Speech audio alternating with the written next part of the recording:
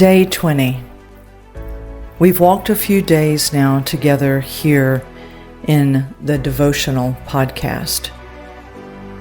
And I want to continue not only to give you thoughts and opportunity to be able to focus and to be able to be with the Father, but I also want to promote an understanding of the true disciplines of a disciple.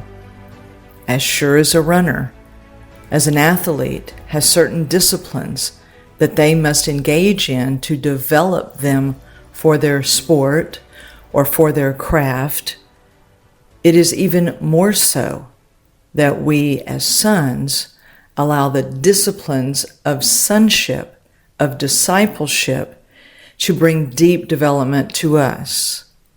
Remember, the disciplines do not make us holy. The disciplines do not bring us favor with God. The disciplines give us opportunity to understand how we might place ourselves with Him in a way that allows Him to speak and for Him to form Christ in us. And it's so important that we allow that thinking to become a part of our philosophy of discipleship so that they do not turn into law. So I share these thoughts with you today. The call into solitude. But Jesus Himself would often slip away to the wilderness and pray in seclusion. Luke 5:16. The Son of God sought solitude, not as an escape, but as an encounter. His slipping away was not withdrawal from responsibility, but drawing near to His Father. Solitude is not loneliness, it is communion. In silence, He heard the will of the Father more clearly than the noise of crowds. Paul also knew this necessity and said this in Galatians 1:15 and 16. Quote, "But when He who had chosen and set me apart before I was born and had called me by His grace, saw fit and was pleased to reveal His Son within me, I did not confer with flesh and blood, did not consult or counsel with any frail human being." Close quote. Paul's solitude after conversion was the training ground for revelation. He withdrew that he might be filled. Make note that Paul did eventually go to people that he needed to have conversations with, but it's showing here that the priority of his privacy with the Father was so very pivotal.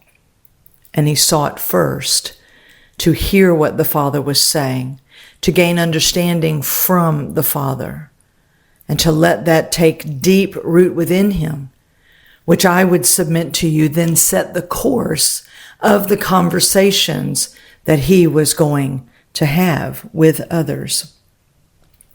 I want to share some thoughts from Richard Foster's book, The Celebration of Discipline, on the discipline of solitude.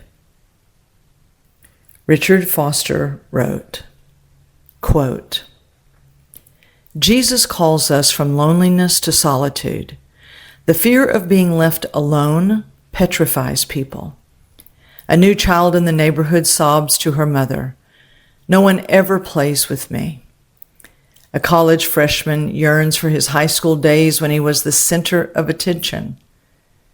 He says, 'Now I'm a nobody in this new place.' A business executive sits dejected in her office, powerful yet alone. An old woman lies in a nursing home, waiting to go home. Our fear of being alone drives us to noise and crowds. We keep up a constant stream of words, even if they are inane. We buy radios that strap to our wrist or fit over our ears so that if no one else is around, at least we are not condemned to silence.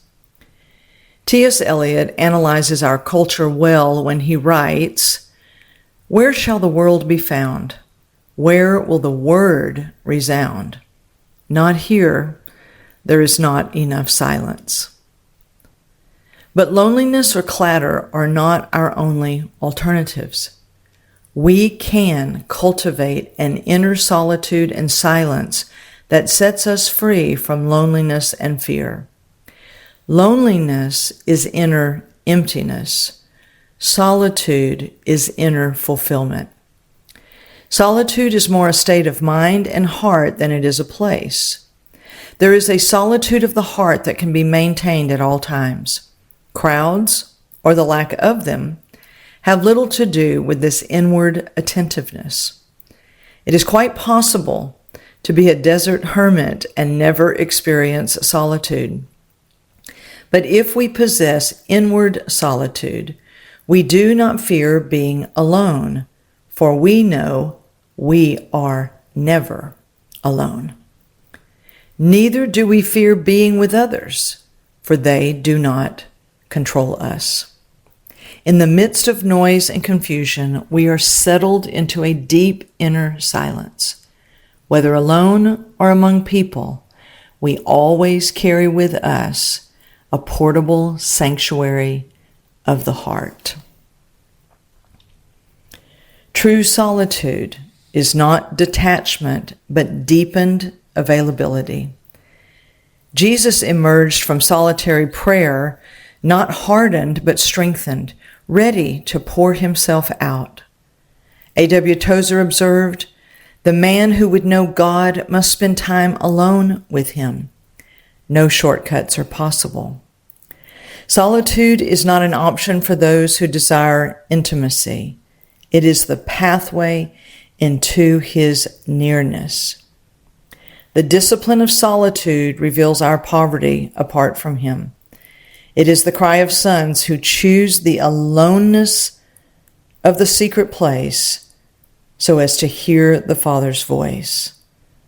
Paul did not rush to men, but first remained with God. And so must we.